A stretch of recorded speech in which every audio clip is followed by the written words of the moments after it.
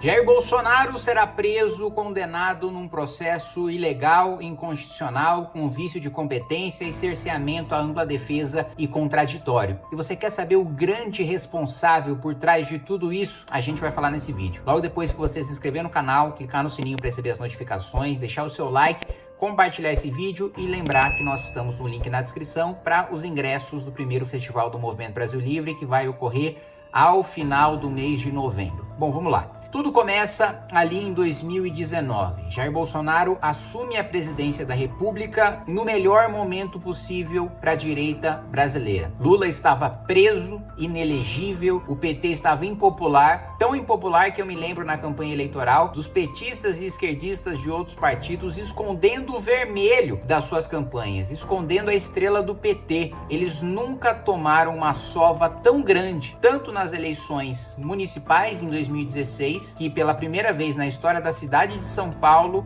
um prefeito no cargo perde a reeleição no primeiro turno, que foi Haddad sendo derrotado por João Dória. Além disso, nós tivemos também grandes derrotas em 2018, com o PT elegendo pouquíssimos senadores e governadores em relação ao seu próprio histórico. Pois muito bem, nós tínhamos ali três grandes promessas de Jair Bolsonaro. Primeiro, o pilar de liberalismo econômico representado pelo ministro Paulo Guedes. A promessa de um choque de liberalismo, de corte de gastos, de privatizações. Depois nós tínhamos o combate à corrupção, que era ali simbolizado pela nomeação do juiz Sérgio Moro para o Ministério da Justiça e Segurança Pública. Nós também tínhamos um eixo de costumes, que era simbolizado ali principalmente pela ministra Damares Alves. E a gente vai falar sobre esses três eixos, mas especialmente com o foco na questão da Lava Jato, da justiça, da promessa de combate à corrupção. Um dos primeiros atos de Jair Bolsonaro foi nomear Augusto Aras para a Procuradoria-Geral da República. Augusto Aras, um petista, amigo íntimo de José Dirceu, dava festas em sua casa para Dirceu e seus amigos, e nós ficamos sem entender. Eu me lembro de eu e outros parlamentares de direita questionarmos no Congresso Nacional por que Augusto Aras? Por que um petista e não uma pessoa, por exemplo, da força-tarefa da Operação Lava Jato ou algum grande promotor, procurador conhecido pelo combate à corrupção? Alguém envolvido em prisões de petistas por crimes de colarinho branco? Ninguém entendeu, né? Augusto Aras, no seu primeiro ato, acabou com a Operação Lava Jato, proibiu o modelo de força-tarefa da Lava Jato para todas as outras operações de combate a crime organizado, de combate à corrupção no Brasil inteiro, e foi a favor do chamado inquérito do fim do mundo, o inquérito das fake news. Para quem não se lembra, o ministro Dias Toffoli desrespeitou o regimento do próprio Senado, que disse que você só pode abrir investigação de ofício,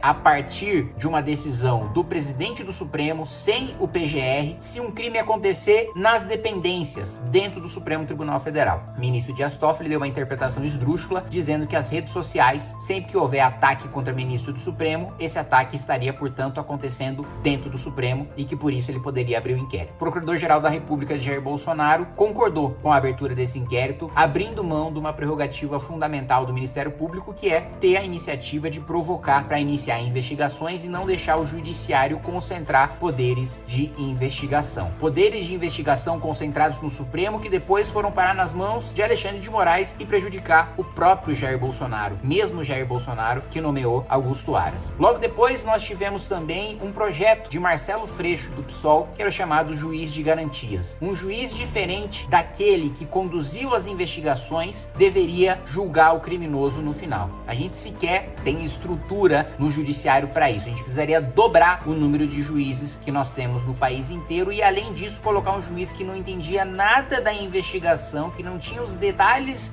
daquela organização criminosa para fazer o julgamento. Nós tivemos isso sancionado pelo presidente Jair Bolsonaro e votado na Câmara dos Deputados e no Senado pela base do governo, pelos deputados bolsonaristas. Nós tivemos também, e aí um dos erros mais graves, eu vou colocar colocar aqui em sequência os 2 erros mais graves de Jair Bolsonaro no seu governo. O primeiro, Flávio Bolsonaro articulando contra a CPI Lava Toga. Eu apoiei a CPI Lava Toga, apesar de não ser senador, discursei a favor várias vezes, virei assinatura de senadores para essa CPMI. Nós conseguimos a maior parte das assinaturas e Flávio Bolsonaro não apenas não assinou, como obrigou senadores, ameaçando que eles perdessem cargos e emendas no governo Bolsonaro caso eles assinassem, obrigou esses senadores a tirarem as suas assinaturas e nós perdemos a oportunidade de fazer uma investigação que poderia revelar os maiores abusos do Supremo Tribunal Federal e eventuais escândalos de corrupção, numa investigação que não é feita desde os tempos de Antônio Carlos Magalhães, senador, com a CPI do Judiciário. Foi enterrado por um ato de Flávio Bolsonaro para se blindar,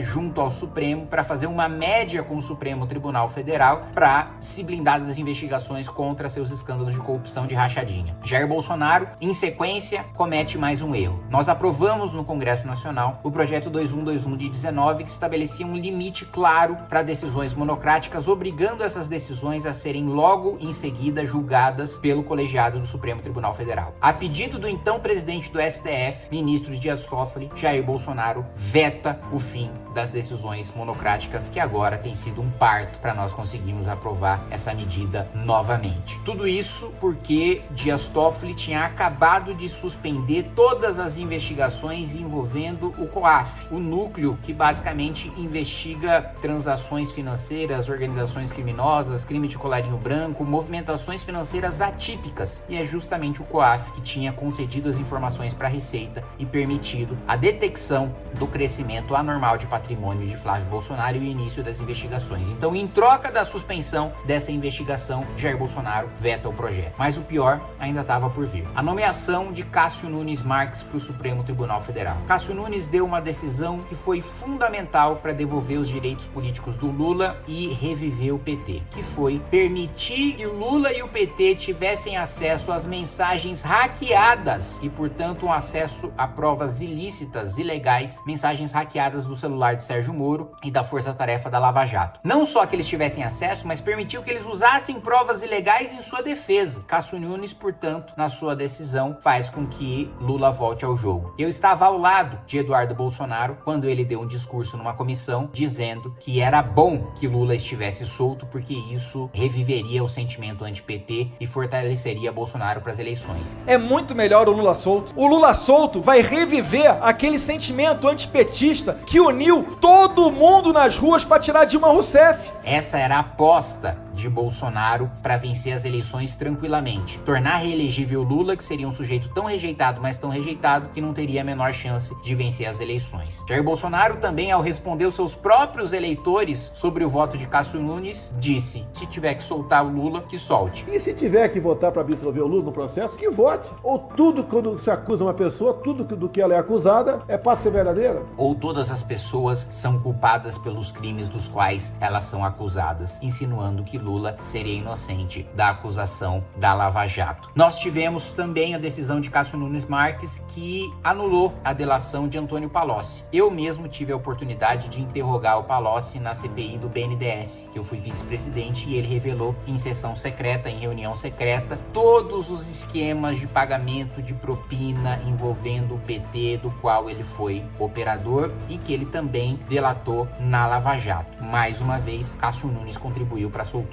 de criminosos petistas. Nós tivemos um voto de Cássio Nunes diretamente contra Jair Bolsonaro. Foi votado, um recurso da defesa de Bolsonaro, argumentando a suspeição óbvia e evidente do ministro Alexandre de Moraes, que não poderia julgar Bolsonaro porque já havia expressado publicamente a sua inimizade com Bolsonaro e porque ele próprio se considerava uma vítima do processo. E a vítima, obviamente, não pode julgar o seu processo. Cássio Nunes votou contra a suspeição de Alexandre de Moraes, permitindo que ele julgasse Jair Bolsonaro. Ainda para falar para vocês sobre a questão econômica de Paulo Guedes, nós tivemos, para piorar, a retirada por parte do governo da reforma da Previdência do sistema de capitalização, que poderia salvar a nossa Previdência hoje. Vocês sabem que você, que é da minha geração, você não vai se aposentar, Porque o sistema de repartição é um esquema de pirâmide e nós estamos na base da pirâmide e nunca vamos chegar no topo. Então esqueça a aposentadoria. Segundo, disse que um grande pacote com mais de 60 privatizações seria enviado anunciados na semana que vem. Eu esperei durante 3 anos para essa semana chegar e ela nunca chegou. Também dizia que logo depois da reforma previdenciária haveria uma reforma tributária para cortar gastos. Essa reforma só chegou 2 anos depois. Depois também falou sobre uma reforma administrativa que chegaria na semana que vem. Ela só chegou 2 anos depois e o governo não fez nenhuma força para aprová-la. Para piorar, no último ano de governo, ele aprova a chamada PEC Kamikaze, criando um rombo de bilhões de reais no orçamento público no ano eleitoral, fazendo exatamente o que Dilma e Lula fizeram nos seus últimos anos de mandato, mudando as leis para poder ampliar o rombo fiscal e, portanto, gastar nas eleições. Mesmo assim,